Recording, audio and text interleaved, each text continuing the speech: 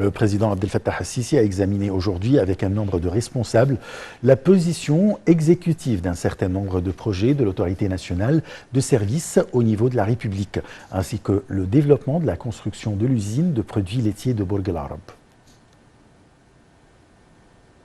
De la présidence, l'ambassadeur Bassem Radi a déclaré que le président Abdel Fattah al-Sisi a tenu une réunion samedi sur le suivi d'un certain nombre de chantiers du service national au niveau de la République. Dans ce cadre, les développements de la construction de l'usine de produits laitiers de Bourg El Arab ont été passés en revue, notamment en ce qui concerne les équipements et les lignes de production qui sont réalisés en partenariat avec le secteur privé et qui sera construit sur une superficie de 40 000 m².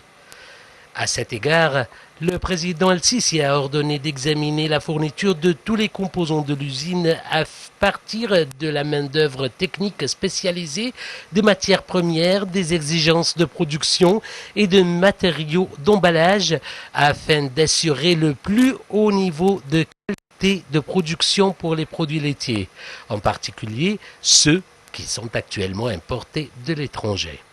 Le président a également donné ses directives de continuer à renforcer les efforts pour établir des centres avancés de collecte de lait au niveau de la République,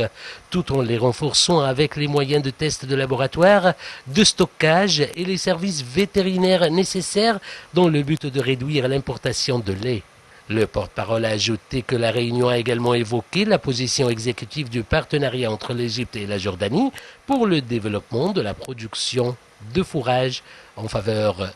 du marché local. Le conseil d'administration du dialogue national a tenu aujourd'hui sa 3e séance afin de poursuivre les décisions prises lors des 2 dernières réunions. Au cours de la réunion, le coordinateur général du dialogue national, Dia Rachouane, a souligné que le dialogue est ouvert à tout le monde, à l'exception de ceux qui sont impliqués dans des actes de violence et ceux qui ne reconnaissent pas la Constitution. Le conseil d'administration du dialogue national cherche au cours de la réunion à compléter les décisions, les 2 dernières réunions, ainsi que la formation de 2 comités pour examiner les questions incluses dans les axes sociaux et économiques, ainsi que de choisir les membres et les adjoints de chaque comité.